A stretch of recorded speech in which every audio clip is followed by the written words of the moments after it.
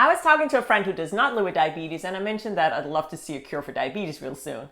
And she was a little surprised. I guess I don't complain enough.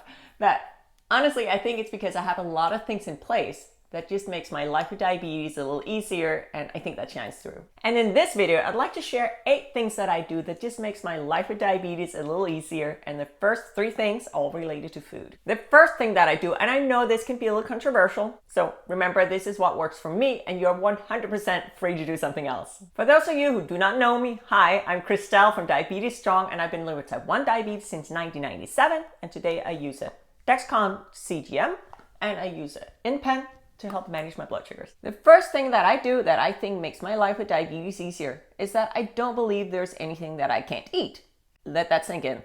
Anything. But there are things that I choose not to eat. This does not mean that I'm promoting that we just sit at home and eat candy bars all day long, but it means that I do believe that anyone with any type of diabetes can eat anything they want and still achieve good blood sugars. I'll explain a bit more about my thinking on how anyone can eat anything shortly, but first, let's get back to why this works for me. I've found that really restrictive thinking when it comes to food, for me, can lead to a really unhealthy relationship with food and a lot of food obsession. But although I don't think there's anything I can't eat, there are things that I choose not to consume. I was about to say eat, but in reality, the things that I choose not to consume are most often liquid food or drinks. The big difference between can't and choose lies in the way that I think about it. Let's take something like orange juice.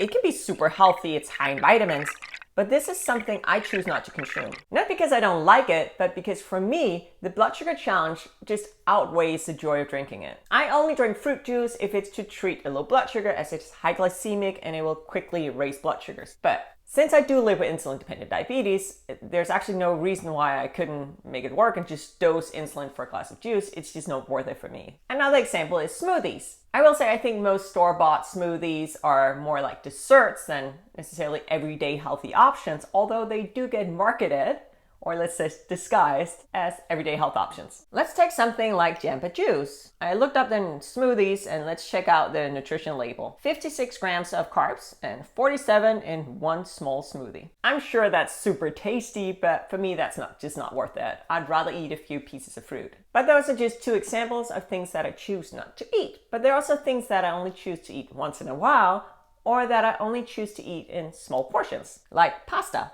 It's not something I eat very often, and when I do, I usually only eat a small portion. But as promised, let's get back to why I think the whole "there's nothing you can't eat" is applicable for anyone living with any type of diabetes. To figure out what's your worth it food, I think you have to pay really good attention to how does different things impact your blood sugars versus how much you enjoy them. You weigh those 2 up against each other, and you, no one else, decide how the scales tip. Let's say that you really enjoy a dish or a certain type of food, but you also notice that it really raises your blood sugars. Well, you can then choose not to eat it, or you can see if you can make it work. Maybe reducing the portion size can make a difference and reduce that blood sugar impact, or you can go for a walk after that meal. If you use insulin, you can try and change up the dose or change the timing of when you take your insulin. My point is that this approach to food and drinks has really made it easier for me to live a healthy, mentally and physically, life with diabetes. The other food-related thing that I do that just makes my life with diabetes easier is that I eat breakfast. Fasting just does not work for me. Some of us, I know I'm not the only one, can have a really annoying cortisol response to fasting. Cortisol is a stress hormone and it can unfortunately increase blood sugars. That combined with, and I know this is the case for many people, being really insulin resistant in the morning, not having as much insulin circulating, and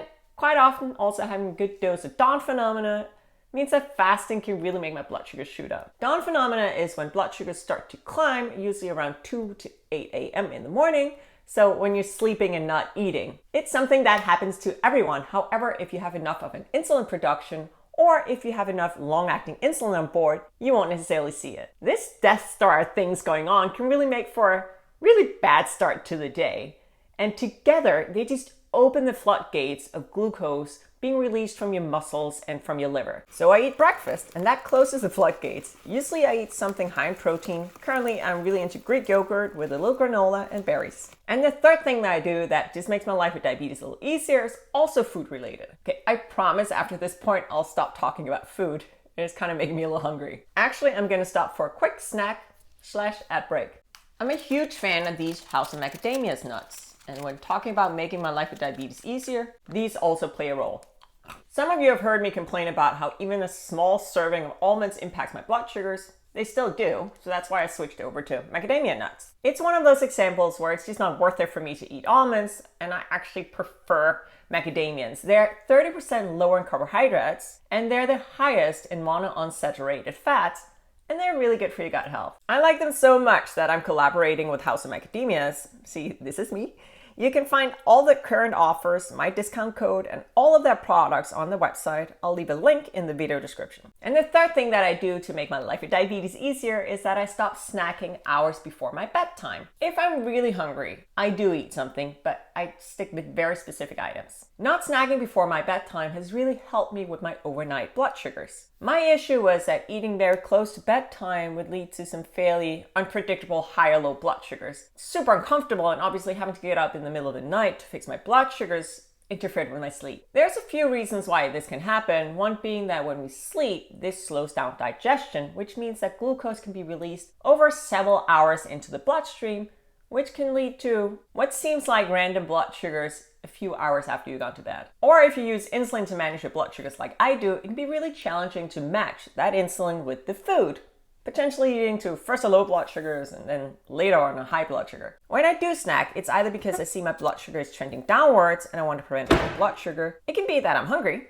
Or in some cases, if I'm bored, I'm working on that one, I promise. To prevent the low blood sugar, I usually choose a straight up carb. So usually I'll go for half or a whole rice cake. Because my background insulin, so my long-acting insulin, is adjusted so that it does not drop me overnight. It just keeps me steady. It's only in situations where I have too much rapid-acting, also called mealtime insulin on board, and that's what I'm solving for. A rice cake, like this one, will level out my blood sugars, and because it doesn't have a lot of fat or protein, I'm not too worried about it raising my blood sugars over a prolonged period of time. And then when I do snack because I'm hungry, I'll usually go for something that's higher in protein, such as Greek yogurt. My current favorite is the Chobani Zero Sugar yogurts. Strawberry is really good, as well as blueberry, but they also have a lot of other flavors. And with only 5 grams of carbs, it hardly impacts my blood sugars, and I usually don't need to dose insulin for it, and it will keep me full overnight. And to recap, the 3 things that I do that are food related to make my life with diabetes easier is that I really believe there's nothing that I can eat, but there are things that I choose not to eat. I always eat breakfast, and I for the most part don't snack at night. And now we're done with the food talk. And the 4th thing that I do that makes my life with diabetes easier is that I take charge and I take full accountability for my condition. What that means for me is that I pay close attention to my blood sugars, to what impacts my blood sugars,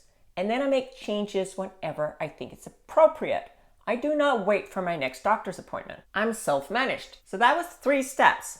Blood sugar patterns, its impact review, and it's making changes. I look at my blood sugar reports. This is from a Dexcom CGM, and I look for patterns. For example, based on this report, I can see that my blood sugars were running too low overnight and was climbing towards lunch. Then I evaluate why this might be happening and what I can do about it. For example, if we look at the low blood sugars overnight, I could eat more in the evening, or I could change up my long-acting, so my background insulin. I tend to favor changing my insulin rather than eating more. As for the blood sugar climb towards lunch, well, that could have something to do with the type of exercise that I do some days, or it could be what I chose to eat for breakfast that week. So here are a few things that I can do.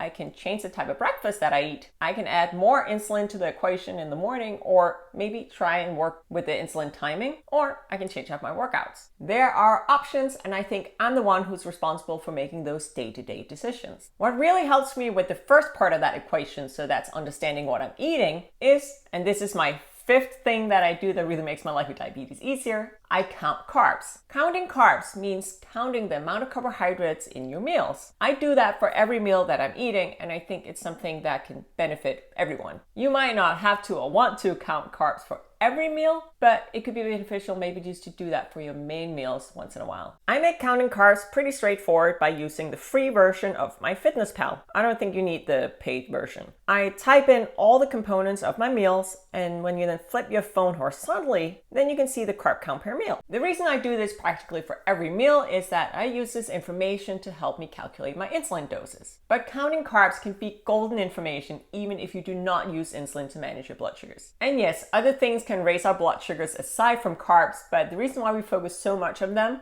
is that they're the ones that will increase our blood sugars the most aggressively. So I think counting carbs can be efficient for anyone living with any type of diabetes. Imagine just counting carbs for a few meals a week and then hold that up against your blood sugars. Holding those two pieces of information up against each other can help you determine whether or not what you're eating is working for your blood sugars, or if you maybe should make some changes. Changes can be to the components of the meal, to the meal size, or how you manage it. Do you maybe need to go for a walk after a meal of 30 grams of carbs? Or if you still have an insulin production, cutting that back to maybe 20 or 25 grams plus a walk, or just a cutback in itself, might mean that you won't see a blood sugar impact. You have to figure out what's right for you. Knowledge is power, and that's why I'm such a fan of carb counting. And the sixth thing that I do that just makes my life with diabetes easier is to use the diabetes tech that's right for me. And that's my CGM and my InPen. Okay, yes, insurance also has a big say in what we have access to. I am fortunate enough that I can choose insurance that gives me access to the things I need. So I do have a say in that way. My preferred CGM, so continuous glucose monitor, as I mentioned, is Dexcom T7. See, looks like that. I made a lot of content about that sensor, so if you'd like to learn all the details, check out my Dexcom T7 playlist. What I love about my CGM is that it sends my blood sugars 24/7 to an app on my phone, so it gives me really good insights into what's going on with my blood sugars. It also has alerts, so it'll alert me if my blood sugar is about to go out of range, meaning I can act before, for example, a blood sugar goes really low. It allows me to be proactive in my care. And then there's the smart pen. This one is called InPen, and it's manufactured by Medtronic. The smart pen connects with an app on my phone, and whenever I take a dose of insulin, it automatically records that in the app. The app also has a dosing calculator, so based on how many carbs I'm eating, it's back to the carb counting, as well as my blood sugars, it will then tell me how much insulin I should be taking for meals or for corrections. It also keeps track of IOB, so insulin on board, which is something that I use a whole lot. It tells you how much insulin do you have in your body at all time. And finally, it has really, really good reporting. It's probably one of the most brilliant pieces of tech I've had aside from the CGM. It would be really hard if you'd force me to choose between the two. They each bring so much value, and they each really help make my life with diabetes easier. Let's move on to the seventh thing that I do that makes my life with diabetes easier, and that is to exercise. Exercise can mean a lot of different things.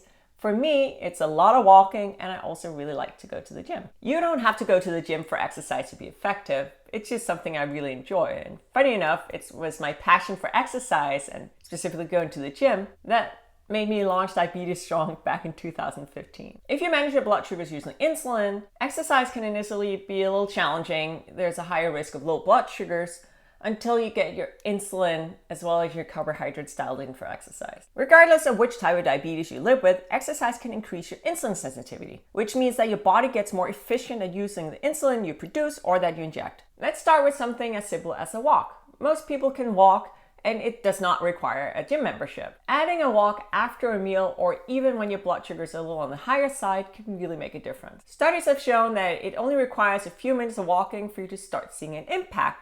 And that's probably too, but it probably also has something to do with your starting point. If you're not used to moving, you'll probably see more aggressive impacts on your blood sugars as you start to move your body more. Whereas if you're used to exercise, if you're used to walking, you might see an impact a little later on. For example, I need to be walking at least 10-15 minutes before I start to see an impact. And then we have resistance training, my favorite.